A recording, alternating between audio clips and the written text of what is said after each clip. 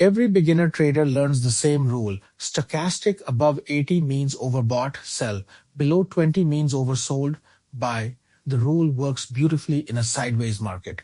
In a strong trend, it destroys accounts. Stochastic measures where price sits within its recent range, and in a trend, price stays at the top of its range for weeks. 80 becomes 90, 90 becomes 95. The overbought reading persists while the trend keeps running. Today, why momentum oscillators systematically fail in trends, the regime test that tells you when to use stochastic and when to switch tools, and the Confluence rule that fixes the textbook advice. Here's the framework. Stochastic is a range position indicator. It tells you where current price sits within the recent high-low range. In a ranging market, that's hugely useful.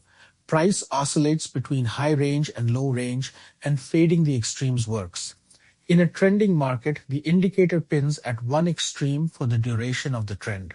The reading isn't wrong, it's just measuring something irrelevant. To know which regime you're in, use a trend strength filter. A DX above 25 says trending, below 20 says ranging, or check market structure. Higher highs and higher lows is trend, sideways swings is range. Watch this in a synthetic strong uptrend. Higher highs, higher lows, price riding above a rising 20-period moving average for the whole chart. Stochastic prints above 80 almost continuously. By textbook rules, the trader shorts every overbought reading. Touch 1, stop out. Touch 2, stop out. Touch 3, stop out. By the 10th false short, they've lost more than they had to lose. The oscillator wasn't wrong. It correctly said price is at the top of its range. The trader's interpretation was wrong. Top of range doesn't mean reversal when the range itself is trending higher. Here's the fix. When the regime is trending, switch tools. Don't try to make stochastic work where it can't. Use trend-following tools instead, moving average pullbacks, breakouts of consolidations, structural higher high entries. Save stochastic for ranges and rotations.